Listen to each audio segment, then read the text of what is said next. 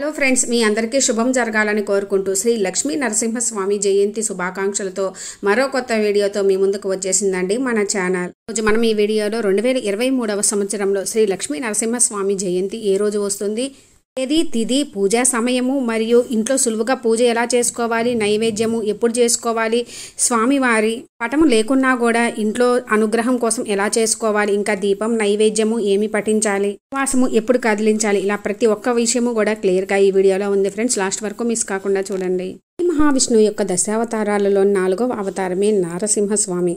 వైశాఖ శుక్ల చతుర్దశి నాడు మనము నృసింహ జయంతి జరుపుకుంటాము.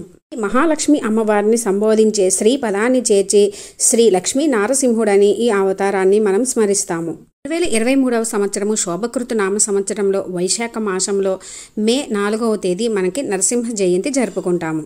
మనకి చతుర్దశి తిథి ఎప్పుడు ప్రారంభమవుతుందంటే 3వ తేదీ బుధవారం 10:46 నుండి 4వ తేదీ గురువారం రాత్రి 11:07 వరకు కూడా చతుర్దశి తిథి ఉంటుంది. మనకి సూర్యోదయ సమయంలో ఉన్నదే లెక్క కాబట్టి 4వ తేదీ గురువారం రోజు శ్రీ లక్ష్మీ నారసింహస్వామి జయంతి జరుపుకుంటాము. తలచిన వెంటనే పలికే దైవం, తలచిన వెంటనే మన తలపల్లోనే ఉండే దైవం, పలికితే హృదయాలలో నివసించే దైవం శ్రీ లక్ష్మీ నారసింహస్వామి. దుష్ట శిక్షణ, శిష్ట రక్షణ కోసం లోక కళ్యాణార్థమై బాలభక్తికి మెచ్చి స్మరించినంతనే అవతరించి అందరికీ శ్రేయస్సుని అందించిన దైవం శ్రీ లక్ష్మీ నారసింహస్వామి. శ్రీ మహావిష్ణువు సొగం మనిషి, సొగం జంతువు ఆకారంలో నారసింహుని రూపంలో పగలు రాత్రి కాని సంధ్యాకాలంలో ప్రాణం ఉన్నది లేనిది అని చెప్పలేని గోర్లతో ఇంటా బయట కాకుండా స్తంభంలో భూమిపైన ఆకాశంలో కాకుండా తన తొడపైన హిరణ్యకశిపుని సంహరించాడు.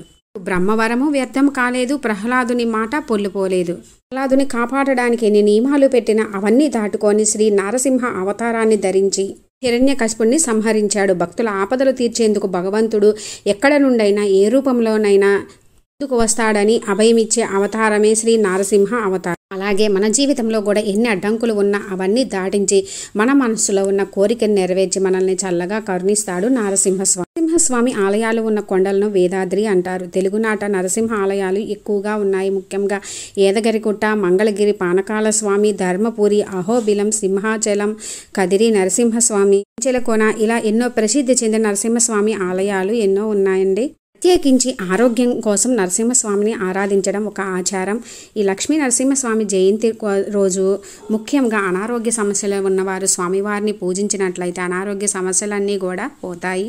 మనకున్నటువంటి శని దోషాలు తొలగి ఆయురారోగ్యాలు, అష్ట ఐశ్వర్యాలు, రుణ బాధలు, శత్రు బాధలు తొలగి ఉద్యోగం రాని వాళ్ళకి ఉద్యోగం, వివాహం కాని వారికి వివాహం, సంతానం లేని వారికి సంతానం, అనుకున్న కార్యాలన్నీ కూడా సిద్ధిస్తాయి. లక్ష్మీ నరసింహస్వామి ఎంతో శక్తివంతమైన దేవుడు. ఈరోజు సులువుగా ఇంట్లో పూజ ఎలా చేసుకోవాలో చూద్దాం ఫ్రెండ్స్. చక్కగా ఈరోజు సూర్యోదయానికి మునిపే నిద్రలేచి ఇల్లంతా శుభ్రం చేసుకొని తలస్నానం చేసి ఇంటి ముంగడ చక్కగా ముగ్గులు పెట్టుకొని గడపకి పసుపు కుంకుమలు రాసుకొని కుదిరితే మనం ఇంకా నాలు కూడా కట్టుకుంటే మంచిది ఫ్రెండ్స్. పుట్టినరోజులు వస్తేనే మనం ఎంతో ఆర్భాటంగా చేసుకుంటాం, కొత్త బట్టలు కొనుక్కొని అట్లా. అలాంటిది స్వామివారి పుట్టినరోజు అంటే ఇంకా మనము ఎలా చేసుకోవాలి చెప్పండి ఫ్రెండ్స్. చినిగిన దుస్తులు కాకుండా కొత్త దుస్తులు ధరించుకోవాలి. ఆడవారైతే చక్కగా చీర వేసుకొని చక్కగా చేతి నిండా గాజులు, నుదుటిన బొట్టు, తాళకి పసుపు కుంకుమ, కాళ్ళకి పసుపు రాసుకొని నిండుగా ముత్తైదువులా రెడీ అవ్వాలండి. ముఖ్యంగా మనము ఈరోజు లక్ష్మీవారం కూడా అమ్మవారిని స్వామివారిని ఇరువురిని పూజిస్తాము కాబట్టి చక్కగా నిండుగా రెడీ అవ్వాలి. మనము పూజ ఎక్కడ చేసుకోవాలనుకుంటున్నామో అక్కడ పూజా రూమ్లో, అంటే పూజా రూమ్లో లేదు అనుకుంటే ఈశాన్యం మూల పెట్టుకోవాలనుకుంటే అక్కడ చక్కగా అష్టదళ పద్మం ముగ్గు వేసుకొని పీట వేసుకొని ఎర్రటి వస్త్రం పరుచుకోవాలి. ఈరోజు స్వామివారికి ఎరుపు పువ్వులు, ఎర్రటి వస్త్రము ఇలాంటివి వాడితే మంచిదండి. చక్కగా శ్రీ లక్ష్మీ నరసింహస్వామి ఫోటో ఉంటే ఫోటో పెట్టుకోవాలండి. చాలామందికి ఇంటి కులదైవంగా నరసింహస్వామి, వెంకటేశ్వర స్వామి ఇరువురిని పూజిస్తారు. ఇరువురు ఒక్కటే. మన దగ్గర ఒకవేళ లక్ష్మీ నరసింహస్వామి ఫోటో లేకుంటే ఇంకా ముఖ్యంగా మనకి లక్ష్మీ నరసింహస్వామి అంటే అమ్మవారితో కలిసి ఉన్న ఫోటో ఇంట్లో ఉంటే పెట్టుకొని పూజించుకుంటే మంచిది.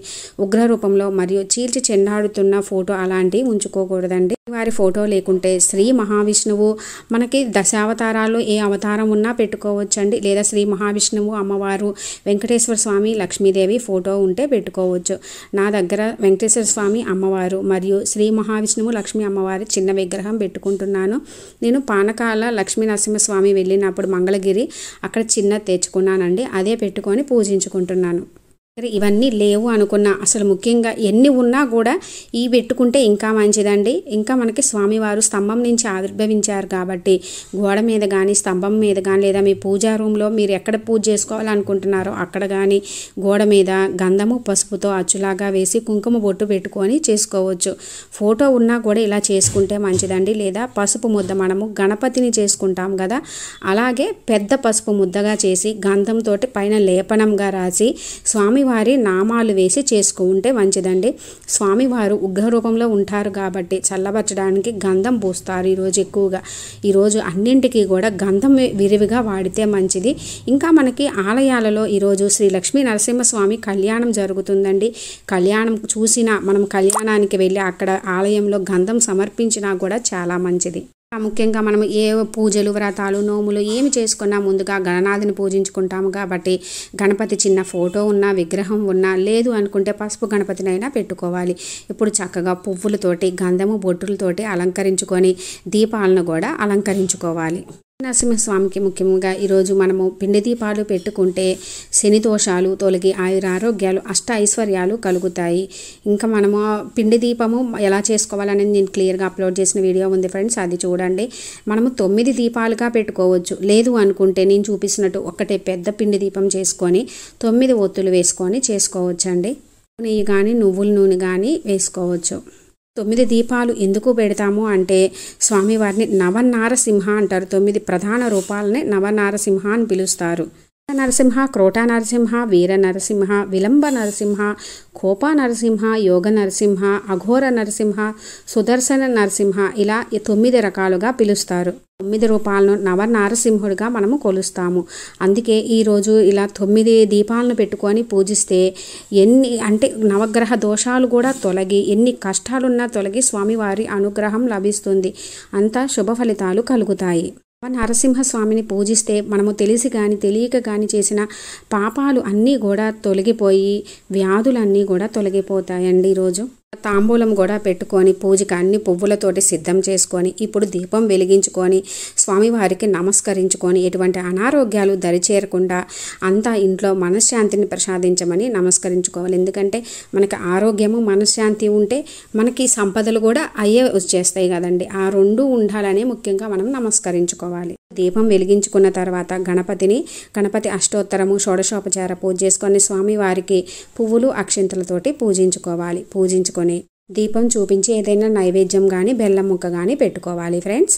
ముందుగా మనము నరసింహస్వామి ఫోటో ఉంటే ఫోటోకి పువ్వులు అక్షింతలు తులసి దళాలు, ముఖ్యంగా ఈరోజు తులసి మాల లేదా తులసి దళాలతో తప్పకుండా పూజించాలి.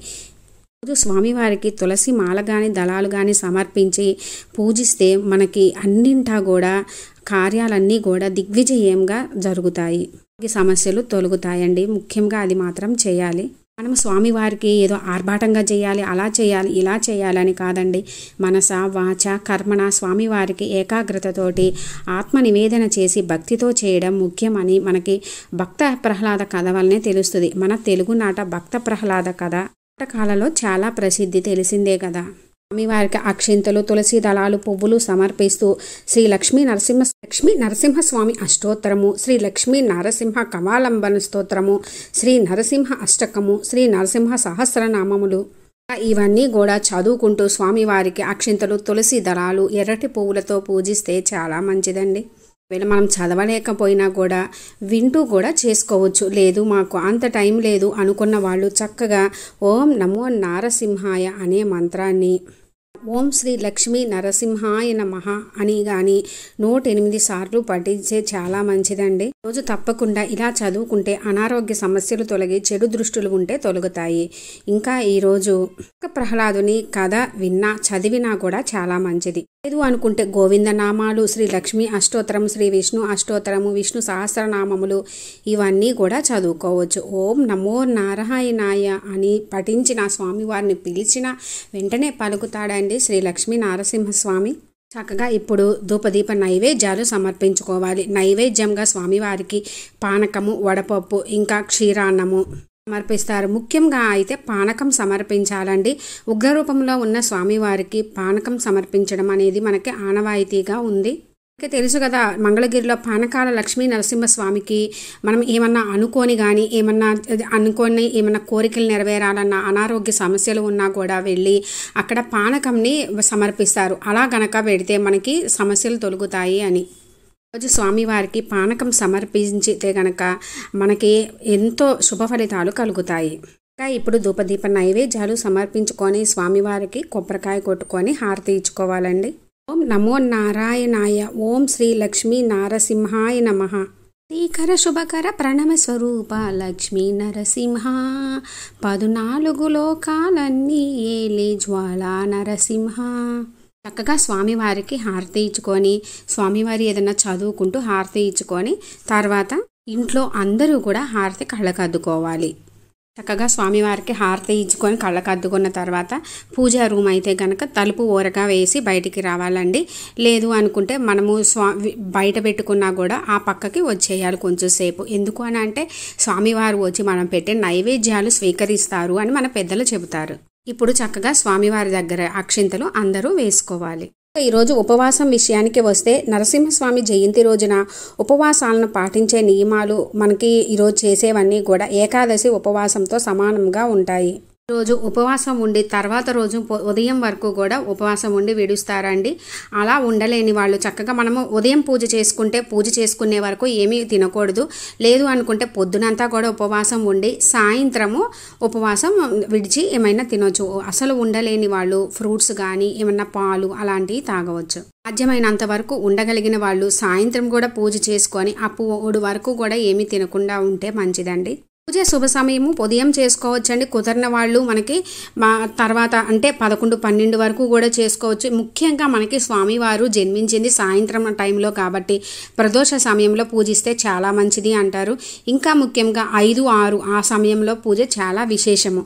చక్కగా ఈరోజు ఉదయం మనం ఇంట్లో పూజ చేసుకున్న తర్వాత దగ్గరలో స్వామివారి ఆలయాలు అంటే స్వామివారి విష్ణు ఆలయాలు ఏ ఆలయాల్లోనైనా, రామాలయంలో అయినా సరే మనకి లక్ష్మీ నరసింహస్వామి కళ్యాణం జరుగుతుందండి. కళ్యాణం చూసి గంధం సమర్పించినా మంచిది. ముఖ్యంగా దానంగా మనము ఆలయంకి వెళ్తాము, తీసుకొని వెళ్తే మనం స్వామివారికి ఎటు పానకం చేస్తాము కదండి. కొంచెం ఎక్కువ చేసి ఆ పానకాన్ని మనము అందరికీ ఎవరికైనా దానం చేసినా, ఇంకా ఎవరికైనా ప్రసాదంగా పెట్టినా కూడా ఎన్నో రెట్ల పుణ్యఫలం లభిస్తుంది. ఇంట్లో గొడవలు అంటే భార్యాభర్తలకి గొడవలు, చేసే పనిలో విజయము, పిల్లలు వృద్ధిలోకి వస్తారు. ఈరోజు నువ్వులు, బట్టలు, ఆహారము లేదా ఏదైనా విలువైన లోహాలు దానం చేస్తే మనకున్న బాధలన్నీ కూడా తొలగిపోతాయి.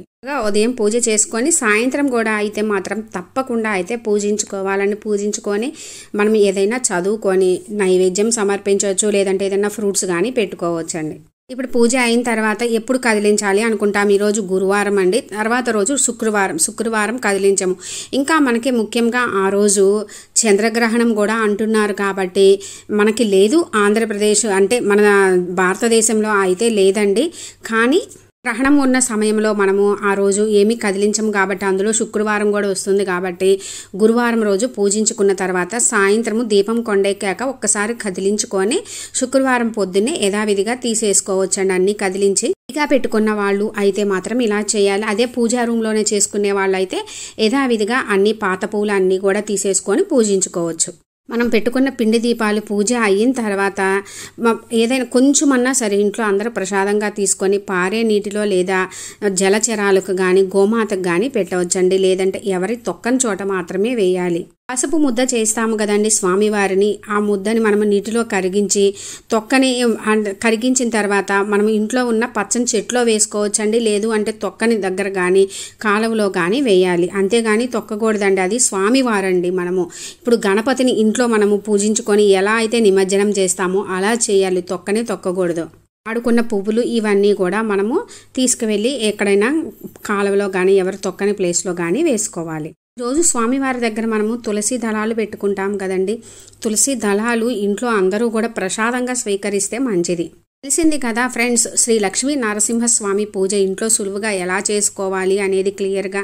మీకు ఒకవేళ ఏదైనా డౌట్ ఉంటే కనుక కామెంట్ సెక్షన్లో అడగండి ఫ్రెండ్స్, నేను వెంటనే రిప్లై ఇస్తాను. ఆ వీడియో మీకు కొంచెమైనా యూజ్ అయినట్లు అనిపిస్తే లైక్ చేయండి, షేర్ చేయండి, కామెంట్ చేయండి, సబ్స్క్రైబ్ చేసుకోండి.